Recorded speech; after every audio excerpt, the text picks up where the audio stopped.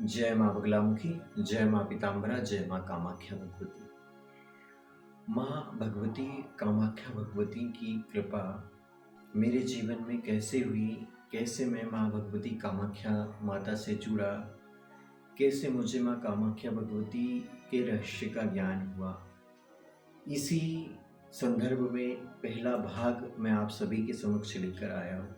आप सभी ने उस भाग में जाना कि एक सीधा साधा सा भक्त, एक सामान्य जीवन जीने वाला रविन किस प्रकार से शून्य अवस्था में पहुंचा,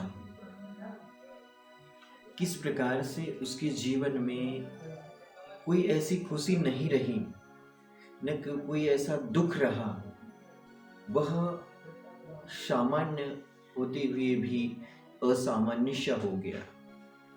और जब हम उस परमपिता परमात्मा को पाने के लिए किसी मार्ग पे चल जाते हैं तो उस मार्ग पर रास्ता भी स्वयं वह परमपिता परमात्मा ही बनाता है। ऐसे ही मेरे जीवन में भी हुआ। माँ भगवती अम्बा भवानी की कृपा हुई। माँ अम्बा भवानी का प्रथम दर्शन ही मेरे मन मंदिर और हृदय में विराजमान हो गया। माँ भगवती के दरबार की वह जो गुफा थी वह बार बार मेरी आंखों के सामने आ जाती थी। चाहकर भी मैं माँ अम्बा के अलावा कुछ नहीं देख पाता था। मैंने जो संकल्प लिया था माँ भगवती अम्बा भवानी के दरबार को जनमानस तक पहुँचाने का, वह भी मुझसे कैसे संकल्प हो गया यह मुझे ज्ञान नहीं था। और इतना बड़ा संकल्प मैं ले चुका था, जो खुद ही एक प्राइवेट कंपनी में 10,000 12,000 रुपये में जॉब कर रहा है, वह कैसे भारतवर्ष में, विश्व भर में माँ भगवती की महिमा को जन जन तक पहुँचाएंगा। यह तो मैं भी बहुत अफसोस करता था। लेकिन अगर माँ ने उनके चरणों में, उनके धाम पर मुझसे, मेरे कंठ पे माँ सरस्वती माता विराजमान होकर ऐसा संकल्प लेने के लिए माँ ने मुझे प्रेरणा दी, तो शायद इस प्रेरणा के पीछे भी उनका कोई रहस्य होगा। इसके बाद मैं पीतमपुर में जॉब करने लगा। Volvo Eicher commercial vehicle Eicher bus truck limited Pithampur company में रियर एक्सल लाइन में मैं था, जहाँ पर एक्सल असेंबली फिटमेंट होती थी, पूरी तैयार होती थी। और माँ भगवती की कृपा से मेरे पास दो ही उद्देश्य थे। पहला कंपनी का और दूसरा उद्देश्य था माँ भगवती की महिमा को संकलन करने का, माँ भगवती के बारे में विचार मंथन करने का, माँ भगवती का ध्यान करने का। शुरुआती दौर में ही मुझे कंपनी में भी बड़ा संघर्ष करना पड़ा। मैंने रियर एक्सल की पूरी असेंबली सीख ली, किस प्रकार से हाउजिंग को रखते हैं, फिर उसके अंदर नंबर पंच होता है, स्टड लगते हैं, स्टड लगने के बाद ब्रेक लगते हैं, ब्रेक लगने के बाद में ग्रिशिंग होती है, हब लगता है, हब लगने के बाद में एक्सल सॉफ्ट लगती है, फिर पेंट होके वह जाता है। इसी प्रकार से डिफरेंशियल तैयार होता है। सारे कार्य माँ भगवती की कृपा से सीख ली और मेरे लिए कंपनी में काम करना सामान्य सा हो गया था। बहुत सारे लोग कंपनी जाते तो बहुत चिंताग्रस्त होकर जाते हैं कि हमें 8 घंटे जॉब करना है, लेकिन रविन का वह समय कैसे गुजर जाता था उसे ज्ञात ही नहीं होता था। और कंपनी के उन दिनों में भी मैं माँ भगवती का ही चिंतन करते रहता था। दिन भर मैं कंपनी में ही योजना बना लेता था, माँ अम्बा माई के दरबार को मैं कैसे आगे बढ़ाऊँगा, कैसे माँ भगवती अम्बा माई के अधिक से अधिक फ़ोटो मैं गूगल पे डाल पाऊँगा, यूट्यूब पे डाल पाऊँगा, गूगल मैप पे डाल पाऊँगा, कैसे अधिक से अधिक लोगों तक माँ भगवती की गाथा को जन जन तक पहुँचा सकता हूँ। सारी क्रियाएं मेरे मन मस्तिष्क और हृदय में चलते रहती थी। दूसरी चीज की अम्बा भवानी, अम्बा माई, यह शब्द मेरे मन मंदिर और हृदय में बस चुका था। 24 घंटे मेरे मन में अम्बा देवी, अम्बा देवी, अम्बा माई, अम्बा भवानी ही चलते रहता था। मानो वह समुद्र का गोला मुझे मिल गया था और अम्बा देवी, अम्बा भवानी, अम्बा माई बोलने से ये नाम अभी सिद्ध हो चुके थे मेरे। और माँ भगवती की कृपा मुझे अनन्य रूप से प्राप्त हो रही थी। कंपनी में भी मुझे बहुत सारे पुरस्कार मिलना चालू हुए, स्टार लेटर, जीरो डिफेक्ट और भी बहुत सारे सर्टिफिकेट कंपनी में मिलते थे, चांदी का सिक्का मिलता था। और इस तरह से माँ भगवती की भक्ति करने लगा।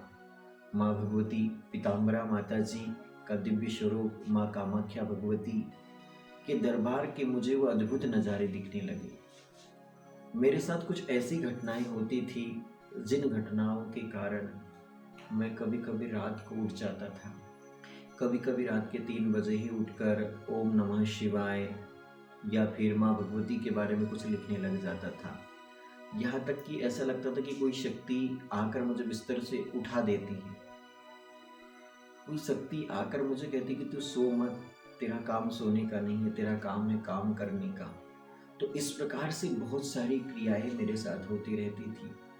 और आप सभी को ज्ञात होगा, अगर आपके भी कोई परिवार का व्यक्ति कोई कंपनी में जॉब करता होगा या पीतमपुर जैसे शहर में जॉब करता होगा, तो आपको यह तो ज्ञात होगा कि कंपनी में 3 शिफ्ट चलती है, 8 बजे से 4:30 बजे, 4:30 बजे से 12:30 1 बजे, और फिर जो 1 बजे जो शिफ्ट चलती थी वह शिफ्ट सुबह 8 बजे तक चलती थी। तो तीनों ही शिफ्ट में मुझे भी जाने का अवसर प्राप्त होता था। इसके बाद में माँ भगवती के दरबार से जुड़े बहुत सारे लोगों से फ़ोन कॉल के माध्यम से चर्चा होने लगी। बहुत सारे लोगों से माँ भगवती अम्बा माई की महिमा में पूछने लगा, उसको नोट करके रखता था अपनी नोटबुक पे। और फिर मुझे बहुत सारे लोगों ने बताया कि अम्बा माई के दरबार में अंदर एक गुप्त गुफा है जो लगभग 1 से 1.5 किलोमीटर अंदर जाती है, और वहाँ पर एक तालाब है, माँ काली की प्रतिमा है, और वहाँ पर कई ऋषि मुनि महात्मा तपस्या में लीन हैं और वे कई वर्षों से साधना कर रहे हैं। और उस स्थान पर अम्बा माई दरबार की जो खोज करता है मंगला माता, वो जाकर आई है, केशव पटेल जाकर आए हैं, और कुछ और ऐसे भक्त हैं जिन्हें माँ मंगला वहाँ लेकर गई थी। इस प्रकार से मेरे मन में भी जिज्ञासा हुई कि मैं उस गुफा में जाऊंगा, और माता रानी की प्रेरणा और आशीर्वाद से मेरे मन मंदिर में वह गुफा के नज़ारे में कल्पना करते रहता था कि ऐसी गुफा होगी, ऐसे ऋषि मुनि महात्मा होंगे, ऐसे साधना कर रहे होंगे। और बाद में मुझे कुछ भक्तों ने बताया कि वह जो दिव्य गुफा है, और उस गुफा में माँ कामाख्या भगवती विराजमान है।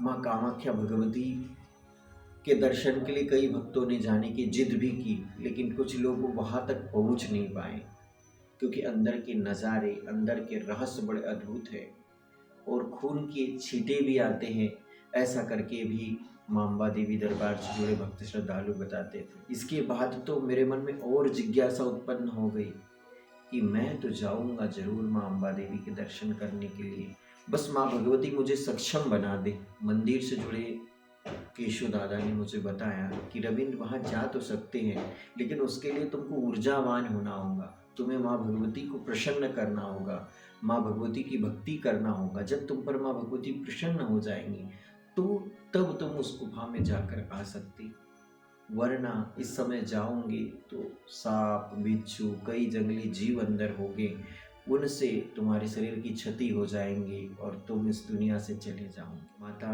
अम्बा देवी स्वरूप माँ कामाख्या भगवती का इस तरह से मुझसे अट्रैक्शन हुआ, इस तरह से इन रहस्यों से मैं माँ कामाख्या भगवती से और प्रसन्न हुआ। उस समय मुझे ज्ञात नहीं था कि माँ भगवती की उस गुफा में खून के छींटे क्यों आते हैं, और मुझे ये भी ज्ञात नहीं था कि माँ कामाख्या देवी है कौन।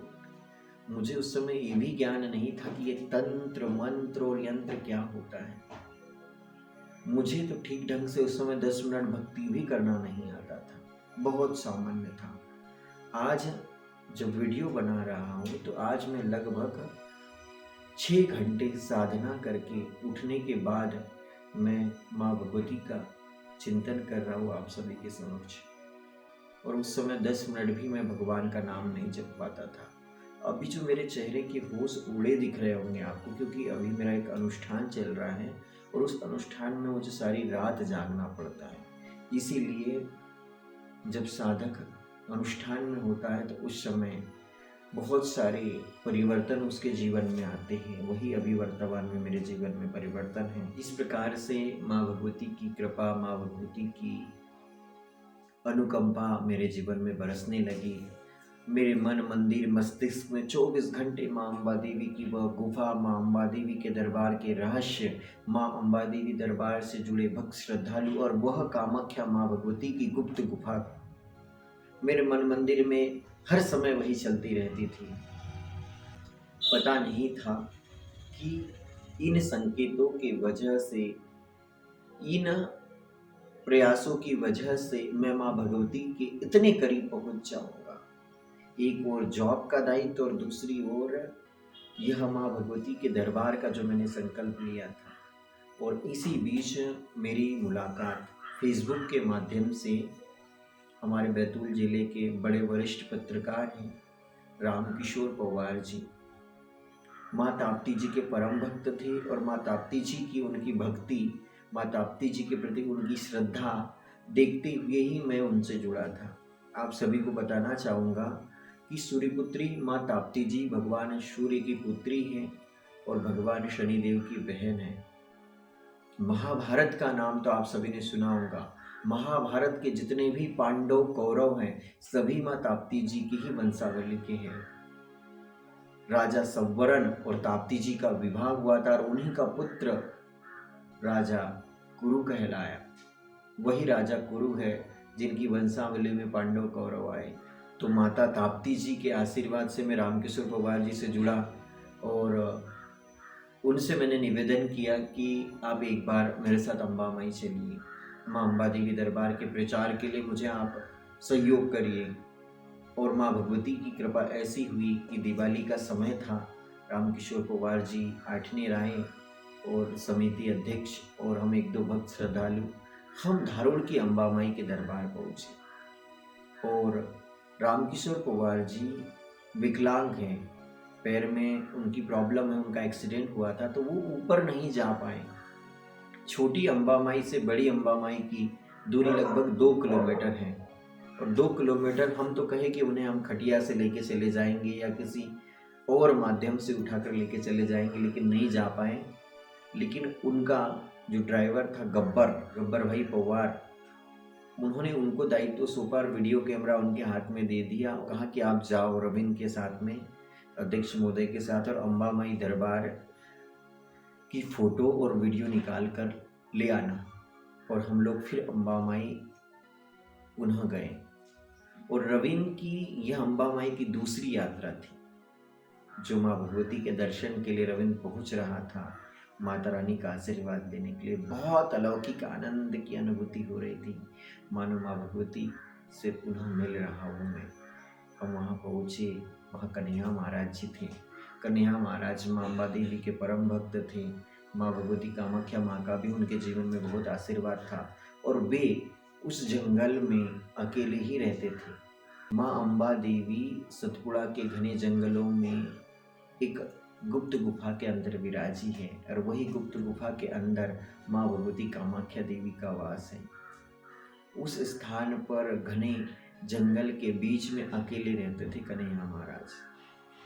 और फिर हमने जाकर माँ भगवती के दर्शन किए, कुछ वीडियो भी बनाए। मेरी जो दूसरी अम्बा माई की यात्रा थी, माँ कामाख्या भगवती की दर्शन की यात्रा थी, इसके जो वीडियो उस समय मैंने बनाए थे वह आज भी यूट्यूब पे डले हैं। इस वीडियो के डिस्क्रिप्शन में मैं वे वीडियो आज भी मेरे यूट्यूब चैनल पर डाले हुए हैं।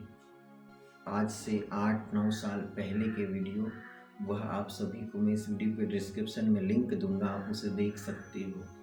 उस समय बहुत सामान्य था, बहुत सारे सामान्य भक्तों जैसे ही मेरी जीवन की शैली थी। माँ भगवती के बारे में मुझे कुछ ज्ञात नहीं था, ना मुझे कोई मंत्र आता था, ना मुझे कोई तंत्र आता था, ना कोई यंत्र आता था। बस माँ भगवती का एक भोला भाला सा भक्त था जो माँ की महिमा जन जन तक पहुँचाने के लिए मैं कार्य कर रहा था। और ये जो भी कार्य कर रहा था यह सब माँ भगवती की ही प्रेरणा से हो रहा था। जो भी मेरे कदम आगे बढ़ रहे थे, माँ भगवती स्वयं ही मुझे स्वप्न के माध्यम से, प्रेरणा के माध्यम से मार्गदर्शन मुझे देते रहती थी और उसी मार्ग पे मैं चलता था। और यह दूसरी जो अम्बा माई की यात्रा थी। भक्त जब दूसरी बार माँ से मिला तो मन आनंद विभोर हो गया और सोच रहा था कि हे मैया, आपके दरबार में बार बार आने की इच्छा करता है मन, और हे भगवती जल्दी कृपा करो, जल्दी दया करो माँ, कि आपकी गुप्त गुफा में जाने के लिए मुझे मार्ग मिल सके। माँ अम्बा देवी दरबार धारुल, माँ अम्बा माई के दरबार में जो माँ कामाख्या भगवती की गुफा है, बहुत ही अद्भुत है। वो सामने वाली ही गुफा का नज़ारा इतना अच्छा है कि जो भक्त आता है वहाँ से जाने की इच्छा नहीं करता है। बहुत ही अद्भुत और बहुत ही अलौकिक दरबार है माँ अम्बा भवानी का। एक बार कभी दर्शन करके देख लो, आपका भाग्य खुल जाएंगे। माँ भगवती की कृपा से बहुत सारे वीडियोस बने, बहुत सारी फ़ोटो खींची हमने, उसे फेसबुक व्हाट्सएप पे सोशल मीडिया पे वीडियो को डाले गए, और उसके बाद धीरे धीरे भक्तों का जत्था अम्बा माई दरबार से जुड़ने लगा, और धीरे धीरे रविंद्र की भी पहचान होने लगी कि ये धारोड़ की अम्बा मैया का भक्त है, यह अम्बा रानी की महिमा को जन जन तक पहुँचाने के लिए प्रयास कर रहा है। धीरे धीरे माँ भगवती भी मन में बैठने लगी। धीरे धीरे जब माँ का मन में स्थान तैयार हो गया तो मेरे आत्मविश्वास में भी बढ़ोतरी हुई, मेरी संकल्प शक्ति में भी बढ़ोतरी हुई। जिले के कई अच्छे अच्छे लोग मुझसे जुड़ने लगे। माँ अम्बा माई की महिमा का मेरा संकलन भी बढ़ने लगा। धीरे धीरे माता रानी के मार्ग पर मैं बढ़ता जा रहा था, और धीरे धीरे भक्तों का जत्था जुड़ते जा रहा था। मेरी तो माँ से एक ही इच्छा थी कि हे मैया, नहीं मांगते धन और दौलत, ना चांदी ना सोना, हम तो मांगे माँ तेरे मन में एक छोटा सा कोना।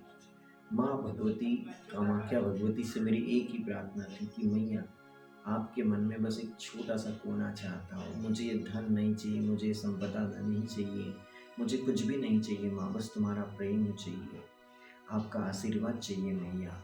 और माँ भगवती की कृपा से वह मुझे मिल रहा था। आप सभी को बताना चाहूँगा कि ये जो भक्ति है, ये जो भक्ति की यात्रा है, यह जन्म जन्मांतर के पुण्य कर्मों की वजह से ही मुझे प्राप्त हुई। क्योंकि माँ भगवती के मार्ग पे चलने से, माँ भगवती के मार्ग पर बढ़ने से सबसे पहले स्वयं का परिवार ही आड़े आता है। तो मेरे माता पिता ने तो कभी मुझे नहीं कहा कि तू यह कार्य मत कर, लेकिन कुछ और रिश्तेदार लोग थे, वो उंगली उठाने लग गए। ये देखो अब ये भगवान का भक्त बन गया, ये देखो अम्बा माई का कौन सा काम करने लग गया, ये देखो कहाँ कहाँ देखो नए नए कार्य करते रहता था, इसकी दुनिया ही अलग हो गई। अगर त्योहार भी मनाने आता है तो ये नए ही कार्य करते रहता है। तो बहुत सारी आलोचना का मुझे सामना भी करना पड़ा। भगवान की भक्ति, भगवान के रहस्य को जानना इतना आसान नहीं है। आप सभी को बताना चाहूँगा, जिस प्रकार से आपने श्रीधर पंडित की कहानी सुनी होगी, माँ वैष्णो देवी की यात्रा उन्होंने कैसे की, कैसे बहुत सारी परीक्षाएं हुई, उसी प्रकार से रामकृष्ण परमहंस स्वामी विवेकानंद रहे हैं।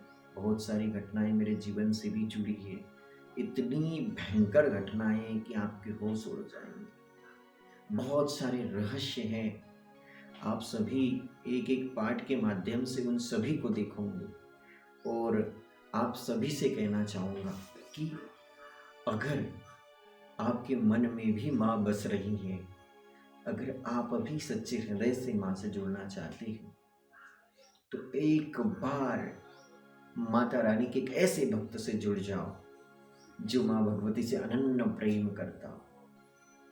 मेरे शरीर के अगर अंग को भी काट दिया जाए तो माँ भगवती के ही नाम आपको प्राप्त होगी। और जितना प्रेम मैं माँ भगवती से करता हूँ, जितनी श्रद्धा मैं माँ भगवती के प्रति मन में रखता हूँ, मुझे अब तक कोई ऐसा भक्त मिला भी नहीं। मेरे जीवन की यह जो यात्रा है लगभग 12 वर्ष की यात्रा है, और 9 माह तो माँ भगवती के गर्भ में ही रहा है।